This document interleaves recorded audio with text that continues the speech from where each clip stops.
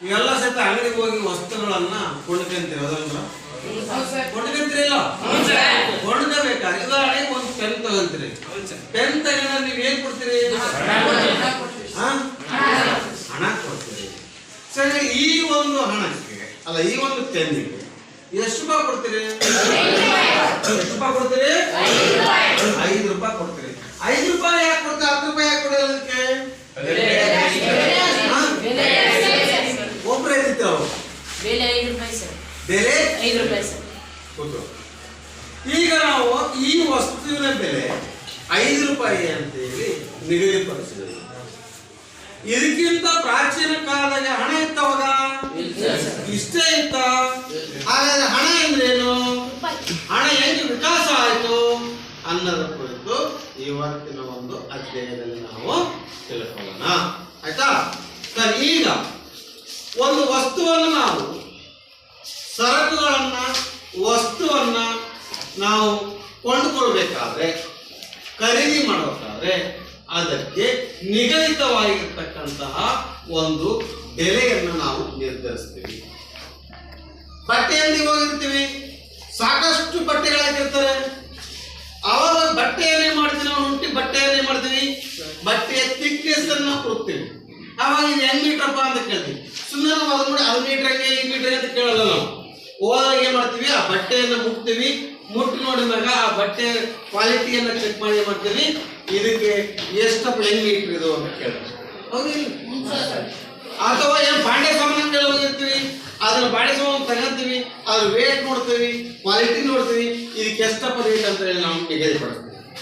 ಅದೇನೋ ಸಂಖ್ಯೆ ಇವತ್ತು ನಾವು ಸರಕು ಮತ್ತು ವಿನಿಮಯವನ್ನ ಮಾಡಬೇಕಾದ್ರೆ ಅಥವಾ ಒಂದು ಸರಕಿಗೆ ಒಂದು ಸಂದಾಯವನ್ನ ಸರಕುಗಳಿಗಾಗಿ ಸಂದಾಯ ಮಾಡುವಲ್ಲಿ ನಿರ್ದಿಷ್ಟವಾಗಿರ್ತಕ್ಕಂಥ ನಾವು ಯಾವುದೋ ವ್ಯವಹಾರಗಳನ್ನ ಸಾಲಗಳನ್ನು ನಾವು ತೀರಿಸಬೇಕಾದ್ರೆ ತೀರಿಸಲಿಕ್ಕೆ ಯಾವುದು ಬೇಡ ಆಗ್ತದೋ ಅಂತ ಒಂದು ವಸ್ತುವನ್ನು ನಾವಿಲ್ಲಿ ಹಣ ಅಂತೇಳಿ ನಿರ್ಧರಿಸ್ತೀವಿ. ಒಂದು ಸಾಲ ತೀರ್ಬೇಕಾದ್ರೆ, ಒಂದು ವಸ್ತುವನ್ನ ಖರೀದಿ ಮಾಡಬೇಕಾದ್ರೆ ಅದನ್ನ ಪೂರೈಸ್ತಕ್ಕಂಥ ಯಾವುದೇ ಒಂದು ವಸ್ತು ಅದಕ್ಕೆ ಅಂತ ಕರಿತೀವಿ ನಾವು ಹಣ ಅಂತೇಳಿ ನಾವು ಕರಿತೀವಿ. ಉದಾಹರಣೆಗೆ ನಾವು ಒಂದು ಸಾಲ ಮಾಡಿದ್ವಿ, ಆ ಸಾಲವನ್ನು ತೀರಿಸಲಿಕ್ಕೆ ಬೇಕಾಗಿರ್ತಕ್ಕಂಥ ಒಂದು ವಸ್ತು ಆಗಿರ್ಬೋದು ಅಥವಾ ಹಣದ ರೂಪದಲ್ಲಿ ಇರ್ತಕ್ಕಂಥ ಆಗಿದೆ, ಅದಕ್ಕೆ ನಾವು ಏನಂತ ಕರಿತೀವಪ್ಪ ಅಂತಂದ್ರೆ ಹಣ ಅಂತೇಳಿ ಕರಿತೀವಿ. ಹಣ ಅಂತಕ್ಕಂಥದ್ದು ಇಂಗ್ಲಿಷ್ ಭಾಷೆ ಇರ್ತಕ್ಕಂಥ ಮನಿ ಅಂತಕ್ಕಂಥ ಪದದಿಂದ ಬಂದಿದೆ. ಯಾವುದು? ಮನಿ. ಇದು ಯಾವ ಭಾಷೆ ಇದು? ಇಂಗ್ಲಿಷ್ ಭಾಷೆಯ ಮನಿ ಅಂತಕ್ಕಂಥ ಪದ. ಈ ಮನಿ ಅಂತಕ್ಕಂಥದ್ದು ಯಾವ ಪದದಿಂದ ಬಂದಿದೆ? ಯಾವ ಭಾಷೆ ಬಂದಿದೆ? ಅಲ್ಲ, ರೋಮನ್. ಯಾವ ಭಾಷೆ ಪದ? ರೋಮನ್ ಭಾಷೆ. ರೋಮನ್ ಭಾಷೆ ಯಾವ ಪದ ಬಂದಿದೆ? ರೋಮನ್ ಭಾಷೆ ಯಾವ ಪದದು? ಅಲ್ಲ, ಇಂಗ್ಲಿಷ್ ಭಾಷೆಯಿಂದ ಬಂದದಪ್ಪ. ಇಂಗ್ಲಿಷ್ ಭಾಷೆ ಯಾವ ಪದ ಬಂದದಪ್ಪ ಅಂದ್ರೆ ರೋಮನ್ ಪದದಿಂದ ಬಂದಿದೆ ಅಂತ ಕೇಳಿದ್ವಿ. ಸರ್, ರೋಮನ್ ಪದ ಯಾವ್ದು ಬಂದಿದೆ? ಯಾವ್ದಿದೆ ಹೇಳಪ್ಪ? ಅಲ್ಲ, ಅದಕ್ಕಿಂತ ಇನ್ನೊಂದಿದೆ. ರೋಮನ್ ಭಾಷೆ ಬರ್ತಕ್ಕಂಥ ಯಾವ ಪದ ಇದೆ? ಹೌದು. ಈಗ ಇವ್ರು ಹೇಳಿದೀಗ ಮೊನಟೋ ಜೋನೋ ಅಂತಕ್ಕಂಥ ಪದ ಈ ಭಾಷೆದು ಅಂತ ಗೊತ್ತಾಯ್ತು. ಮೊನಟೋ ಜೋನೋ ಅಂದ್ರೆ ಏನು? ಅದು ನಾವು ಕನ್ನಡ ರೂಪಾಯಿ ಅಂತ ಬಳಸ್ತಿದ್ದೀವಿ. ಈಗ ರೋಮನ್ ಭಾಷೆ ಯಾವ ಪದ? ಲೇ ಮೊನಟೋ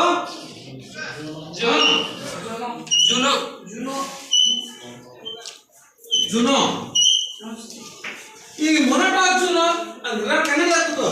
ಕನ್ನಡ ಅಂತ ಕರಿತೀವಪ್ಪ. ಈಗ ರೂಪಾಯಿ ಅಂತ ಕೇಳಿ. ಈಗ ರೋಮನ್ನ ಮೊನಟೋ ಜುನೋ ಅಂತಕ್ಕಂಥ ಪದ ಇದೆ. ಇದು ಭಾರತ ಭಾಷೆಯಲ್ಲಿರ್ತಕ್ಕಂಥ ರೂಪೆ ಅಂತಕ್ಕಂಥ ಪದದಿಂದ ಬಂದಿದೆ. ಯಾರಪ್ಪ? ಈ ರೂಪೆ ಅಂತ ಅಂದ್ರೆ ಏನಂದ್ರೆ ಬೆಳ್ಳಿ ನಾಣ್ಯ ಅಂತ ಹೇಳಿ ಕರೀತಾರೆ. ಬೆಳ್ಳಿ ನಾಣ್ಯ. ಸೊ ಇವೆಲ್ಲ ನಾವು ನಾಣ್ಯಗಳನ್ನು ನೋಡಿದ್ರಿವಲ್ಲ, ಹಿಂದೆ ಹೆಂಗಿರ್ತದೆ ಪ್ರಾಚೀನ ಕಾಲದಾಗೆ ನೀವು ನಾಣ್ಯಗಳನ್ನು ನೋಡಿದಿರಿ. ನೀವೆಲ್ಲ ಎಷ್ಟು ನಾಣ್ಯ, ಎಷ್ಟು ರೂಪಾಯಿ ನಾಣ್ಯ ನೋಡಿದ್ರಪ್ಪ ನೀವೆಲ್ಲ? ₹1 ₹10 ನಾಣ್ಯ. ನೀವೆಲ್ಲ ಆಯ್ತಾ? ಯಾವುದು? ₹1 ನೋಡಿದ್ರಿ, ₹2 ನೋಡಿದ್ರಿ, ₹5 ನಾಣ್ಯ ನೋಡಿದ್ರಿ, ₹10 ನಾಣ್ಯ ನೋಡಿದ್ರಿ, ₹20 ನಾಣ್ಯ ನೋಡಿದ್ರಿ. 5 ಐತಲ್ಲ ಅಲ್ಲಿ? ಈಗ ಒಂದು ಅಣೆ ಅಂತ ಬರ್ತದೆ, 2 ಅಣೆ, 3 ಅಣೆ, 4, 10 ಪೈಸೆ. ಪೈಸೆ ಬಂತಂದ್ರೆ ಅಣೆ ಆದ್ಮೇಲೆ ನೋಡಿ 5 ಪೈಸೆ ನೋಡಿದ್ರಿ. ನಾವೆಲ್ಲ ಸಹಿತ ನಾವು ಜಾತ್ರೆಗಳಿಗೆ ಏನಾದ್ರು ಹೋಗ್ಬೇಕಾದ್ರೆ ನಮ್ಮ ಮನೆಗೆ ಕೊಡ್ತಕ್ಕಂಥದ್ದು 20 ಪೈಸೆ ಕೊಡೋದು. 20 ಪೈಸೆ, ಆಮೇಲೆ 25 4 ಗಣೆ ಅಂತ ಕರಿತೀವಲ್ಲ, 25 ಪೈಸೆ ಅದು 4 ಗಣೆ ಅಂತ ಕರೀತಾರೆ. ಆ 25, ಆಮೇಲೆ 50 ಪೈಸೆ ಇತ್ತು ನೋಡಿ, 5 ಪೈಸೆ ಇದೆ, ಸರಿ 5, 10 ಇದೆ, 20 ಇದೆ, ಆಮೇಲೆ 25 ಇದೆ, ಆಮೇಲೆ 50 ಪೈಸೆ ಇದೆ, ಆಮೇಲೆ ರೂಪಾಯಿ, ₹1. ಇವೆಲ್ಲ ಸಹಿತ 5 ಪೈಸೆ. ನಾವು ಜಾತ್ರೆ ಹೋಗ್ಬೇಕಾದ್ರೆ ಒಬ್ಬರು ಇಷ್ಟು ಕೊಡ ನಮಗೆ 75 ಪೈಸೆ, 50 ಪೈಸೆ ಒಂದು 25 ಪೈಸೆ ಒಂದು. ಇದರ ಹೋಗಿ ಜಾತ್ರೆ ಮಾಡಕ್ ಹೋಗ್ತಿದ್ವಿ ನಾವು. ನಿಜವಾಗ್ಲು ನಾವು ಇದೆಲ್ಲ ನೋಡಿದಿವ ಇಲ್ಲಪ್ಪ ಅನ್ನಿಸ್ತದೆ. ನಾನು ಡ್ರಾ ಇದೆ ಗೊತ್ತನಲ್ಲಿ ಇಲ್ಲಿ, ಆ ಡ್ರಾ ಒಂದು ಬಾಕ್ಸ್ ಇದೆ ಐತೆ ನೋಡ, ಒಂದು ಬಾಕ್ಸ್ ಇರ್ಲಿ ಇಲ್ಲ ಇರಲಿಲ್ಲ, ಒಂದು ಬಾಕ್ಸ್ ಇದೆ. ನಾನು ನಾಣ್ಯಗಳನ್ನ ಕಲೆಕ್ಟ್ ಮಾಡಿದ್ದೀನಿ. ಈ ನಾಣ್ಯ ಇದೆ ನನ್ನ ಹತ್ರ, ಆಗ 1 ಅಣೆ ಇದೆ ನನ್ನ ಹತ್ರ, 10 ಪೈಸೆ ಇದೆ. ಇವು ಕಡಿಮೆ ಸಿಕ್ಕಿದ್ದು ನನಗೆ 3 ಪೈಸೆ ಒಂದಿದೆ, 3 ಪೈಸೆ. ಸೊ ಇಲ್ಲಿಂದ ನಾಣ್ಯಗಳು ಹೀಗೆ ಇವತ್ತು ನಾಣ್ಯಗಳೆಲ್ಲ ಬದಲಾವಣೆ ಆಗಿರ್ತಕ್ಕಂಥ ನೋಡ್ತಾ ಇದ್ದೀವಿ ನಾವೆಲ್ಲ.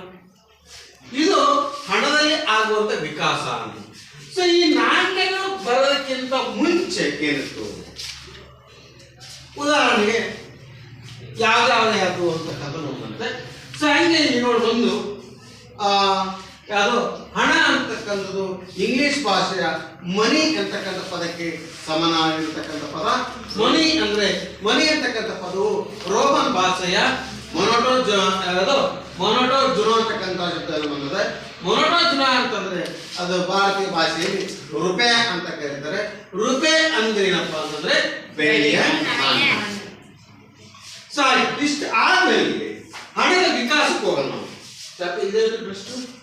ಹಣದ ವಿಕಾಸ, ಹಣ ಹೆಂಗೆ ಬದಲಾವಣೆ ಆಯ್ತು ಅನ್ನೋದನ್ನ ನಿಮಗೆ ಒಂದು ಉದಾಹರಣೆ ಕೊಡ್ತಾ ಹೋಗ್ತೇನೆ. ಈಗ ನಿಮ್ಗೆಲ್ಲ ಗೊತ್ತಿದ್ದಂಗೆ ಹಿಂದೆಲ್ಲ ಸಹಿತ ಮೊದಲು ಸ್ಟಾರ್ಟಿಂಗು ವಸ್ತು ವಿನಿಮಯ ಪದ್ಧತಿ ಇತ್ತು.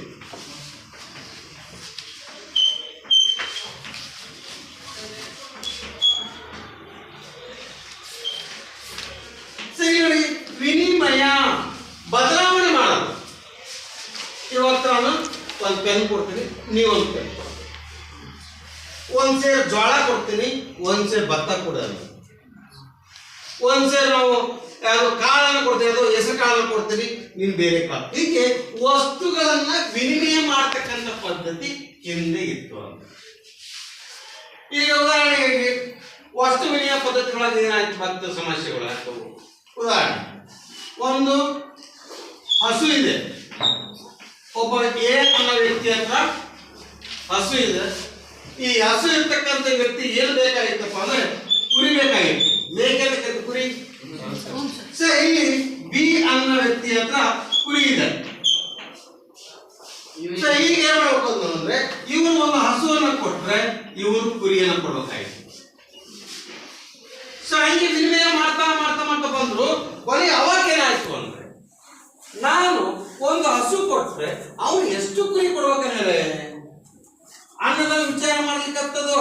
ಯಾಕಂದ್ರೆ ಹಸು ಹೆಚ್ಚು ಬಾಳಿಕೆ ಬರ್ತಕ್ಕಂಥದ್ದು, ಹೆಚ್ಚು ಬೆಲೆಯನ್ನು ಬಾಳ್ತಕ್ಕಂಥದ್ದು.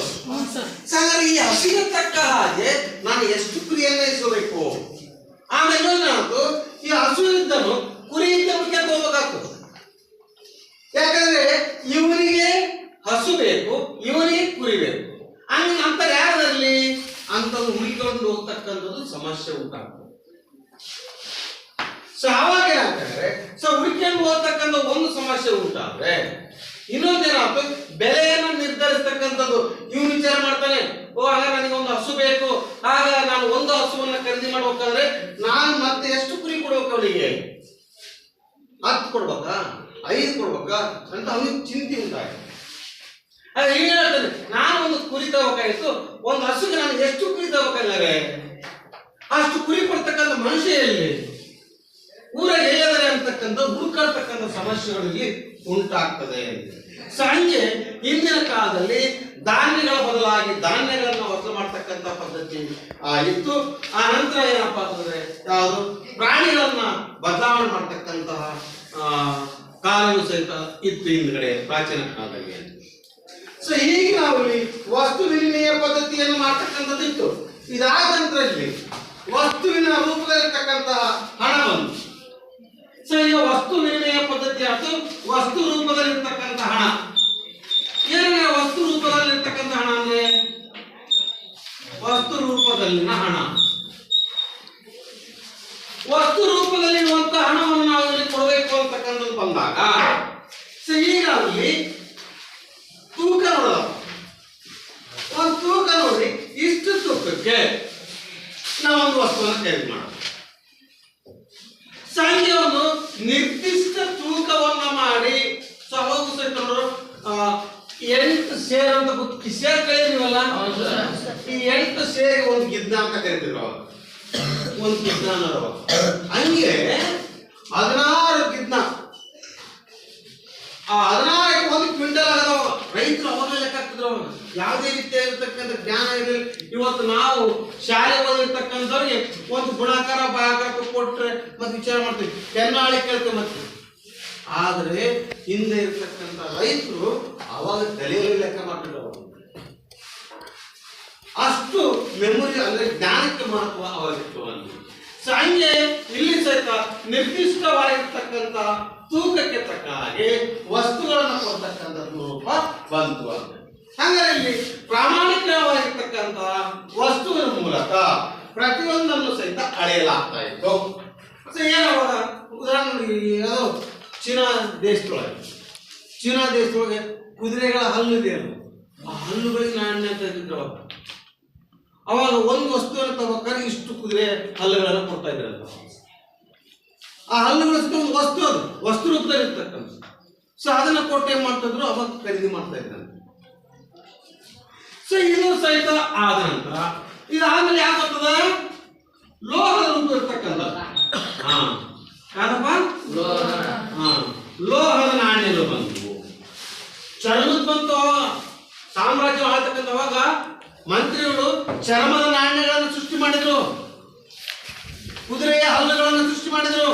ಅದನ್ನು ಸಹಿತ ಏನ್ ಮಾಡಿದ್ರು ಅಂತಂದ್ರೆ ನಾಣ್ಯದ ರೂಪದಲ್ಲಿ ಬೇಕಾಗಿ ಪ್ರಾರಂಭ ಮಾಡಿದ್ರು. ಹಾಗೆ ಈಗ ಲೋಹದ ರೂಪದಲ್ಲಿ ನೀವು ಇತ್ತಿತ್ತ ನೋಡ್ತಾ ಇದ್ದೀವಿ.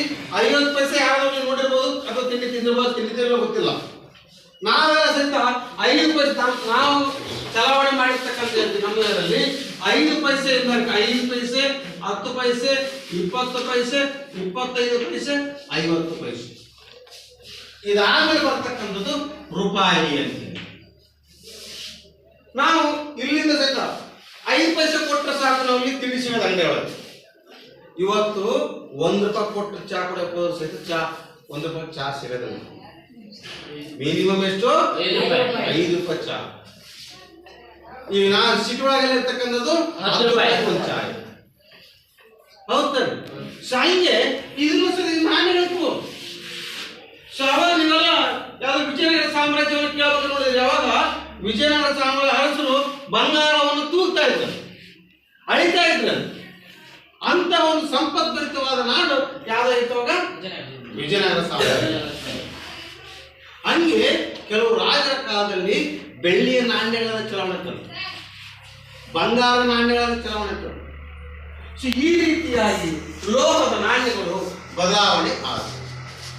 ಹೀಗೆ 5 ಪೈಸದ ನಾಣ್ಯಗಳು, 10 ಪೈಸದ ನಾಣ್ಯಗಳು, 20 ಪೈಸದ ನಾಣ್ಯಗಳು, 25 ಪೈಸೆ, 10 ಪೈಸೆ, 5 ಪೈಸೆ, 10, 20 ಪೈಸೆ ಇವು ಸಿಲ್ವರ್ ನಾಣ್ಯಗಳು. ಇದ್ವು. ಈಗ ಇತ್ತಿತ್ತ ಬಂದಿರ್ತಕ್ಕಂಥವು ಈಗಾಗಲೇ ಕಬ್ಬನ್ ಟೈಪ್ ಅದಾವಲ್ಲ, ಕೆಲವು ಸ್ಟೀಲಿನ ಬಂದವು ನಾಣ್ಯಗಳು. ಸೊ 5 ರೂಪಾಯಿ ನೋಡಿರ್ಬೋದು, 20 ರೂಪಾಯಿ ನೋಡಿ, ಇವೆಲ್ಲ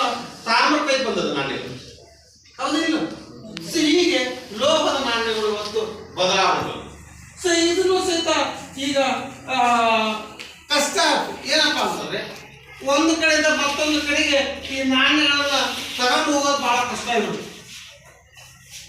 ಸೊ ಅವಾಗ ಏನ್ ಮಾಡಿದಂದ್ರೆ ಕಾಗದ ನಾಣ್ಯ ಬಂತು. ಕಾಗದ ನಾಣ್ಯ ನೀವು ನೋಡಿರ್ಬೋದು, ₹1 ನೋಟ್ ಇದೆ.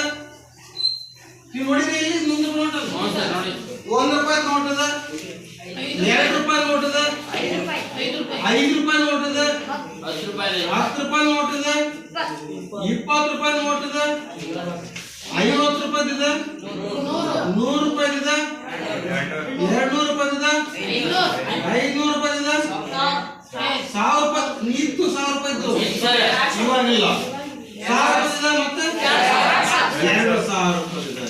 ಇವೆಲ್ಲವೂ ಸತಿ ಏನು ಕಾಗದ ನೋಟುಗಳು. ಕಾಗದ ನೋಟುಗಳು ನೋಡಿ ಹೆಂಗಿದೆ ಅಂತ. ಈಗ ಮಾಮೂಲಿ ಒಂದು ಪೇಪರ್ ಇದೆ, ಆ ಪೇಪರ್ ನಾವು ಕಟ್ ಮಾಡಿ ಕೊಟ್ಟರೆ ನಾಣ್ಯ ತಗೊಂತಾರ, ದುಡ್ಡು ತಗೊಂತಾರ? ಇಲ್ಲ. ಈಗ ಈ ನಮ್ಮಲ್ಲಿರ್ತಕ್ಕಂಥ ಒಂದು ಪೇಪರ್ನ ತಗೊಂಡು ಅದ್ರ ಮೇಲೆ ನೀರಿನ ಇಟ್ಟು ಹೊರ ತೆಗೆದು, ದುಡ್ಡನ್ನು ಸಹಿತ ನೀರಿನಾಗ ಇಟ್ಟು ಹೊರ ತೆಗೆದು, ಅವಾಗ ಎರಡು ಹಾಳೆಯನ್ನ ಹಿಂಗ್ ಮಾಡಿ ಬಿಡಿಬಿಡ. ಅವಾಗ ಯಾವ್ದು ಚೆನ್ನಾಗಿರ್ತದೆ, ಯಾವ್ದು ಹಾಳಾಗಿರ್ತದೆ? ಕಾಗದ ಹಾಳಾಗಿರ್ತದೆ, ನೋಟ್ ಕರೆಕ್ಟ್. ಹಂಗೆ ಅಂತಹ ಕ್ವಾಲಿಟಿ ಇರ್ತಕ್ಕಂಥ ಪೇಪರ್ ಮೂಲಕ ಮಾಡಿರ್ತಾರೆ. ಹಾಗಾದ್ರೆ ಆ ನೋಟನ್ನ ನಾವು ನೀವು ಮನೆಗೆ ಮುಗಿಸ್ಕೋಬಹುದು? ಮುದ್ದಿಸ್ಲಿಕ್ಕೆ ಬರೋದಿಲ್ಲ. ಕೋಟಾ ನೋಟು ಅಂತ ಆಗ್ತದೆ. ಅಧಿಕೃತ ನಮ್ಮ ಭಾರತೀಯ ನೋಟುಗಳು ಆಗೋದಿಲ್ಲ. ಸರ್ ನೀವು ನೋಟ್ ನೋಡಿದ್ರಿ, ಆ ನೋಟ್ ನಲ್ಲಿ ಯಾರು ಸೈನ್ ಇರ್ತದೆ? ಸೈನ್ ಇರ್ತದೆ. ಸೈನ್ ಹೇಳ್ತಿರೋದು ಅಲ್ಲ, ಗವರ್ನರ್ ಸಹಿ ಇರ್ತದೆ ನೋಟಲ್ಲಿ. ಗವರ್ನರ್ ಅಂತಂದ್ರೆ ರಿಸರ್ವ್ ಬ್ಯಾಂಕ್ ಆಫ್ ಇಂಡಿಯಾ ಅಂತ ಅಂದ್ರೆ ರಿಸರ್ವ್ ಬ್ಯಾಂಕ್ ಆಫ್ ಇಂಡಿಯಾದ ಗವರ್ನರ್ ಸಹಿ ಅದ್ರ ಮೇಲೆ ಇರ್ತದೆ. ಸಹಿ ನೋಡಿ, ಇದರಲ್ಲಿ ಈ ಒಂದು ನೋಟ್ ಇದೆ. ಆ ನೋಟಲ್ಲಿ ಅದು ಮಹಾತ್ಮ ಗಾಂಧಿ ಅಂತ ಇದೆ. ಸಹಿ ನೋಡಿ, ಈ ಸಿಂಬಲ್ ಇದೆ RBI ಅಂತ ಇದೆ, ಇದ್ರ ಮೇಲೆ ಗವರ್ನರ್ ಅಂತ ಇದೆ. ಆ ಗವರ್ನರ್ ಮೇಲ್ಗಡೆ ಸಹಿ ಇದೆ, ಕಾಣ್ತಾ ಇದು. ಸೊ ಇದನ್ನ ನೋಡಿ, ಈಗ ನಾವು ಎಷ್ಟೇ ಹಿಂಗ್ ಮುಡ್ಚಿ ನಾವು ಒಗರು ಸಹಿತ ಹಿಂಗ್ ಮುಡಿಸಿದ್ರೆ ಕಟ್ ಆಗೋದಿಲ್ಲ. ಅದೇ ನಾವು ಕಾಗದವನ್ನು ನಾವು ತಗೊಂಡು ಮಾಡಿದ್ರೆ ಹಾಳಾಗ್ತದೆ. ನೋಡಿ ತಾನೇ ಬಿಸ್ತಾ ಹೋಗ್ತದೆ. ಇಂತಹ ಒಂದು ಕ್ವಾಲಿಟಿ ಇರ್ತಕ್ಕಂತಹ ಪೇಪರ್ನಿಂದ ಇದು ಆಗಿರ್ತದೆ. ನೀವು ನೋಡಿರ್ಬೋದು, ಕೆಲವೊಂದು ಮರ್ತು ನೀವೆಲ್ಲ ಪ್ಯಾಂಟ್ ಜೋಬಲ್ಲಿ ತುಂಬಿಟ್ಟು ಮಡಿ ತೊಳೆದಿದ್ದೀವಿ, ಹೌದಿಲ್ಲ? ಅದೆಲ್ಲ ಅದು ಇರ್ತದ? ಅದು ಇರ್ತದ? ಇಲ್ಲ. ನೋಡಿ ಅಲ್ಲಿ ₹50 ನೋಟ್ ಅದ, ₹50 ನೋಟಲ್ಲಿ ಇದೆಯಲ್ಲ, ಇರಲಿಲ್ಲ. ₹100 ನೋಟ್ ಅದ, ₹100 ನೋಟಲ್ಲೂ ಸಹಿತ ಏನಿದಪ್ಪ ಅಂತಂದ್ರೆ ನೋಡಿ ಗವರ್ನರ್ ಸಹಿ ಇದೆ. ಇದರಲ್ಲೂ ಸಹಿತ ಗವರ್ನರ್ ಸಹಿ ಇರ್ತಕ್ಕಂಥದ್ದನ್ನ ನಾವು ನೋಡ್ತೀವಿ.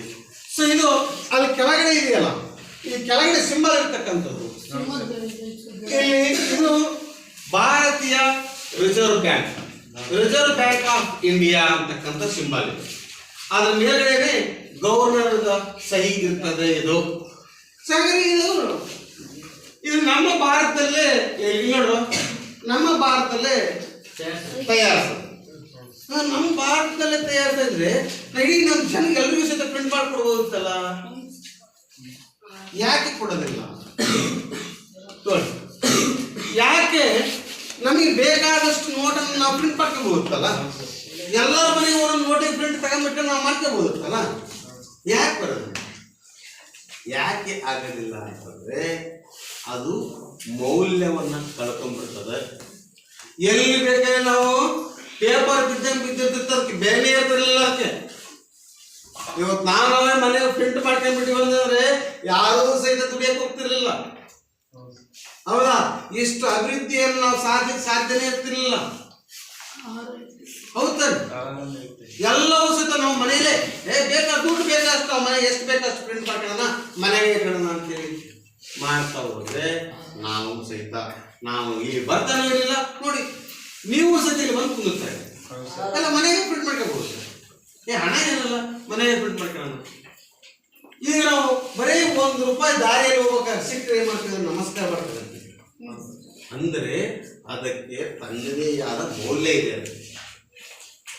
ಈಗ ನಾನು 20 ರೂಪಾಯಿ 100 ರೂಪಾಯಿ ನೋಟನ್ನು ಹಿಡ್ಕೊಂಡಿದ್ದೆ, 2 ಪೇಪರ್ ಆಗೋದಲ್ಲ.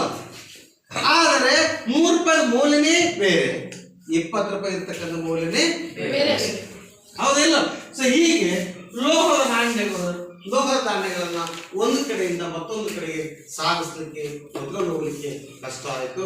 ಹಾಗಾಗಿ ಏನ್ ಮಾಡಿದಪ್ಪ ಅಂದ್ರೆ ಕಾಗದದ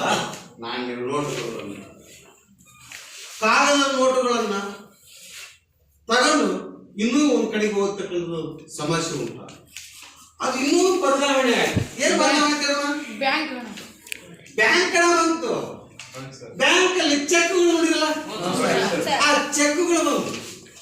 ಈಗ ನಾವು ನಮ್ಮ ಅಕೌಂಟ್ ನಂಬರ್ ಚೆಕ್ ಬುಕ್ ಇಸ್ಕೊಂಡಿರ್ತೀವಿ, ಆ ಅಕೌಂಟ್ ನಂಬರ್ ಚೆಕ್ ಬುಕ್ ಇಸ್ಕೊಂಡಿರ್ತೀವಿ. ಕೆಲವು ಅಕೌಂಟ್ ಇರ್ತದೆ, ಚೆಕ್ ಬುಕ್ ಇರೋದಿಲ್ಲ. ಅವಾಗ ನನ್ನ ಅಕೌಂಟ್ ದುಡ್ಡಿದೆ ಬಿಸಿಬೇಕಾದ್ರೆ ಏನ್ ಮಾಡ್ಬೇಕು ಹೋಗಾರೆ ಅಲ್ಲ, ಚೆಕ್ ಪುಸ್ತಕ ನೋಡಿದಿರಲ್ಲ, ಆ ಚೆಕ್ ಬುಕ್ ಎಲ್ಲರ ಇರ್ತದ. ಬೇಕಾದವರು ತಗೊಂಡಿರ್ತಾರೆ, ಬೇಡದವ್ರು ಬಿಟ್ಟಿರ್ತಾರೆ. ಬೇಡದವ್ರಿಗೆ ದುಡ್ಡು ಬೇಕಾಗಿತ್ತಪ್ಪ, ತಗೋಬೇಕು. ಯಾವಾಗ ಏನ್ ಮಾಡ್ತಾರೆ? ಬ್ಯಾಂಕ್ ಏನ್ ಮಾಡ್ತಾರೆ? ಅಲ್ಲಿ ದುಡ್ಡು ಬಿಡಿಸಿರ್ತಕ್ಕಂತ ಒಂದು ಚೀಟಿ ಕೊಡ್ತಾರೆ, ಅದು ಹಣನೇ. ಆ ಚೀಟಿ ನಾವು ತುಂಬಿ ಸಹಿ ಮಾಡಿಕೊಟ್ರೆ ದುಡ್ಡು ಕೊಡ್ತಾರೆ ಇಲ್ಲ? ಆ ಚೀಟಿ ಸದೆಲ್ಲ ದುಡ್ಡು ಇದು ಹಣ ಇದ್ದಾಗ ಹೋದಲ್ಲ, ಬ್ಯಾಂಕ್ ಹಣ ಹೋದಲ್ಲ. ಸಾರಿಗೆ ನೋಡಿ, ಚೆಕ್ ಬರ್ತದ, ಡ್ರಾಫ್ಟ್ ಚೆಕ್, ಡ್ರಾಫ್ಟ್ ಡಿ ಅಂತ ಬರ್ತದ. ಇದು ಬ್ಯಾಂಕ್ ಹಣ. ಸೊ ಇದು ಇನ್ನೂ ಸಹಿತ ಈಸಿ ಮಾಡಿದ್ರು. ಏನ್ ಮಾಡಿದ್ರು ನಾವು? ಏನ್ ಮಾಡಿದ್ರು?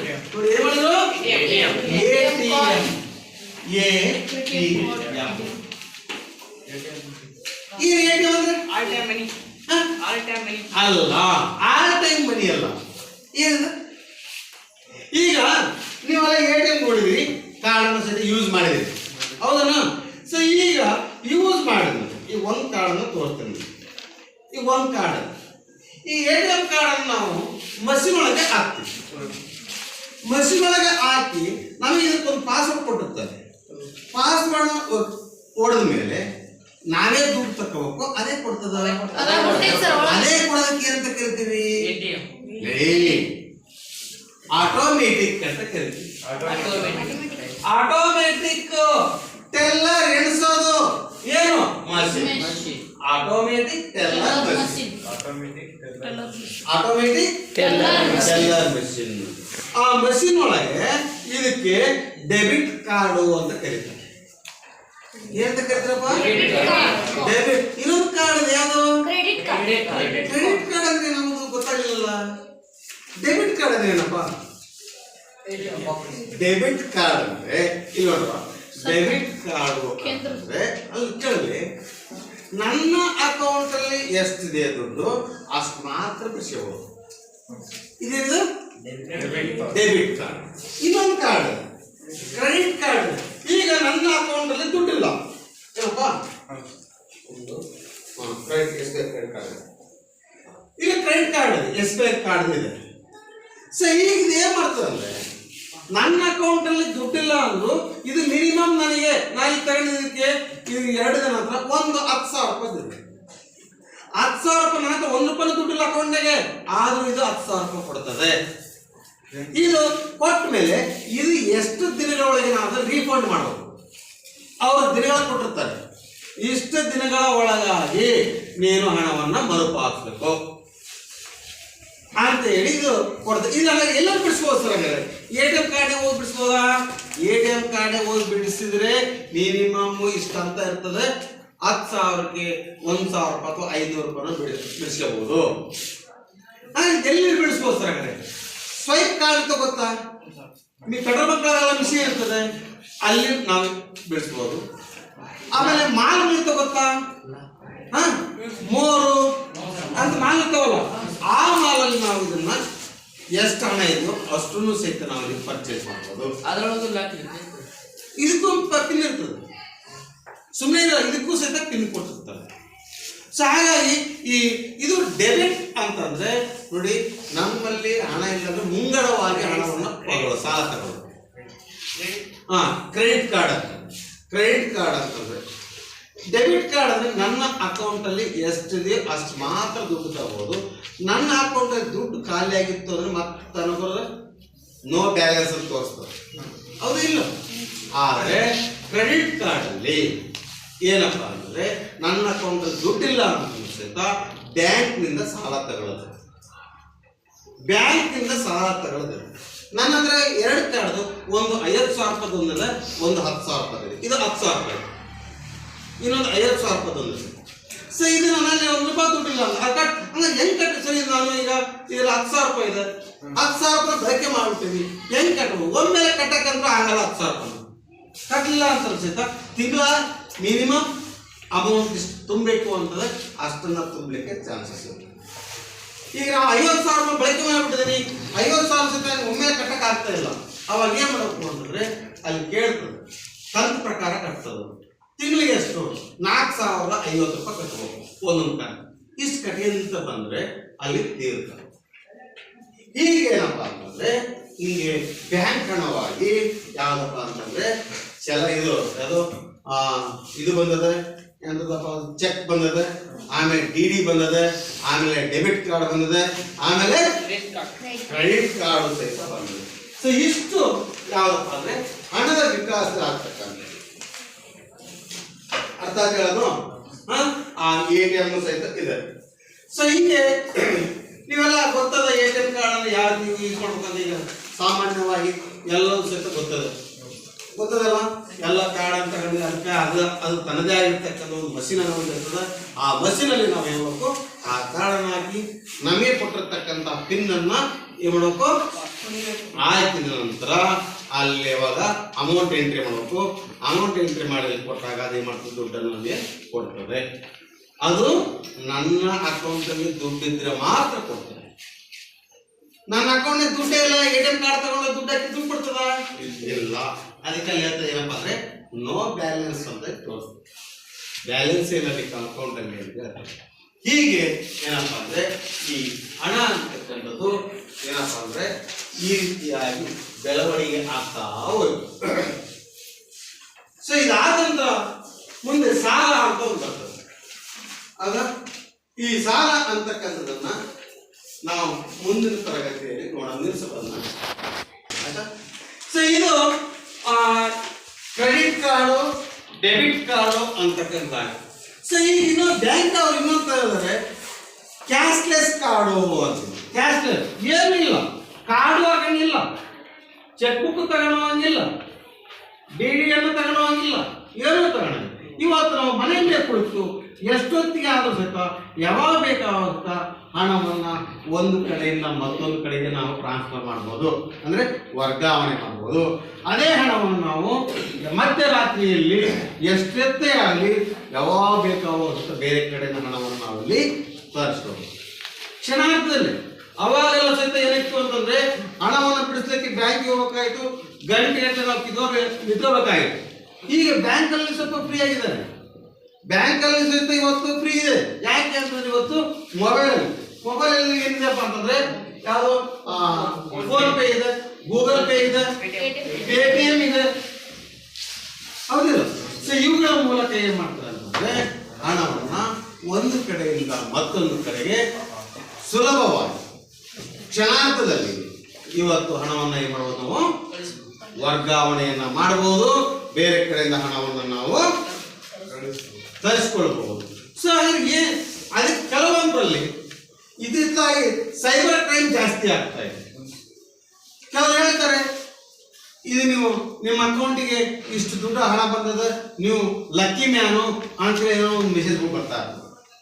ಅದಕ್ಕೆ ನಾವು ಯಾವುದೇ ಕಾರಣಕ್ಕೂ ಸಹಿತ ಅಲ್ಲಿ ನಾವು ಮೊಬೈಲ್ ಒಂದು ದಿನದಲ್ಲಿ ನಾವು ಶ್ರೀಮಂತರು ಯಾವಾಗ ಆಗ ಸಾಧ್ಯತೆಯಾ? ನೀವು ಅವ್ರು ಹೇಳ್ತಿರ್ತಾರೆ ಫೋನಿಗೆಲ್ಲ ನೀವೆಲ್ಲ ಲಕ್ಕಿ ಮ್ಯಾನು, ಒಂದು ನೀವು ಅದೃಷ್ಟವಂತರು ಅಂತ ಎಲ್ಲ ಹೇಳ್ತಾರೆ. ಹೇಳಿ ಏನ್ ಮಾಡ್ತಾರೆ ಅಂತಂದ್ರೆ ಬಹಳ ಫೋರ್ಜರಿ ನಡೀತದೆ. ಅಲ್ಲಿಂದ ಏನ್ ಮಾಡ್ತಾರೆ ಅವರು, ಒಂದು 2,000 ರೂಪಾಯಿಯನ್ನು ಹಾಕ್ತಾರೆ. ನೋಡಿ, ಲಕ್ಕಿ ಮ್ಯಾನಿಗೆ 2,000 ರೂಪಾಯಿ ಆಗಿದೆ, ಈ ಹಣಕ್ಕೆ ನೀವು ಇದನ್ನ ನೀವು ಇಷ್ಟು ಫಾರ್ಮ್ ಅನ್ನ ಇದ್ರ ತುಂಬಿ ಇಷ್ಟು ಹಣವನ್ನ ರೀಫಂಡ್ ಮಾಡಿದ್ರಿ ಅಂತಂದ್ರೆ ನಿಮಗೆ ಅದು 20,000 ರೂಪಾಯಿ ಬರ್ತದೆ, ನಿಮಿಷದಲ್ಲಿ ನೀವು ಶ್ರೀಮಂತರಾಗಬಹುದು ಅಂತ ಹೇಳ್ತಾರೆ. ಅವಾಗ ಅದೆಲ್ಲ ನಮಗೆ ಹೌದು ಹೌದು ಅಂತೇಳಿ ಏನ್ ಮಾಡ್ತೀವಿ, ಆ 2,000 ರೂಪಾಯಿಗೆ ಇನ್ನೂ ಒಂದು 8,000 ರೂಪಾಯಿ ಸೇರಿಸಿ ಇನ್ನೂ 12,000 ರೂಪಾಯಿ ಸೇರಿಸಿ 20,000 ರೂಪಾಯಿ ನಾವು ಹೇಳಿರ್ತಕ್ಕಂಥ ಅಕೌಂಟ್ಗೆ ಹಾಕ್ಬಿಡ್ತೀವಿ. ಅವ ಆಗ್ಬೇಕಾದ್ರೆ ಏನ್ತದೆ, ಅವ್ರ ATM ಕಾರ್ಡ್ ಹಿಂದ್ಗಡೆ ಇರ್ತಕ್ಕಂಥ 3 ನಂಬರ್ ಇರ್ತದೆ. ಆ 3 ನಂಬರ್ ಹೇಳ್ತಾರೆ, OTP ಬರ್ತದೆ, OTP ಎಲ್ಲವನ್ನೂ ಹೇಳ್ಬಿಡ್ತೀವಿ. ಎಲ್ಲವನ್ನೂ ಹೇಳಿದಾಗ ಏನಾಯ್ತು, ಅವ ಆಟೋಮೆಟಿಕ್ಲಿ ಹಣವನ್ನು ನಿಮ್ಮ ಬ್ಯಾಂಕಿಂದ ಅವನ ಅಕೌಂಟಿಗೆ ಟ್ರಾನ್ಸ್ಫರ್ ಮಾಡ್ಕೊಂಡು ಕೊನೆ ಸ್ವಿಚ್ ಆಫ್ ಮಾಡ್ಕೊಂಡು ಹೋಗ್ಬೇಕು. ಇಲ್ಲ, ಇಂತಹ ಒಂದು ಸೈಬರ್ ಕ್ರೈಮ್ಗಳು ಇವತ್ತು ಹೆಚ್ಚಾಗ್ತಾ ಇದೆ. ಹಾಗಾಗಿ ಇದರಿಂದ ಎಲ್ಲರೂ ಸಹಿತ ಜಾಗೃತರಾಗಬೇಕು. ಅರ್ಥ ಆಯ್ತು ಹೇಳೋದು. ಹಾಗಾದ್ರೆ ಇಲ್ಲಿವರೆಗೂ ಸಹಿತ ಹಣ ಎಂದ್ರೇನು, ಹಣ ಯಾವ ಭಾಷೆಯಲ್ಲಿ ಬರ್ತದೆ, ಹಣ ವಿಕಾಸ ಆಗಿದ್ದು ಹೇಗೆ ಆಯಿತು ಅಂತಕ್ಕಂಥದ್ದು ನೆಕ್ಸ್ಟ್ ಕ್ಲಾಸಲ್ಲಿ ನಾವು ಆ ಸಾಲ ಕೊಡ್ತಕ್ಕಂಥ ಹಲವಾರು ವಿಧಾನಗಳು ಹೇಗಿದೆ ಅಂತಕ್ಕಂಥ ಬಗ್ಗೆ ನೆಕ್ಸ್ಟ್ ನಾವು ನೋಡೋಣ.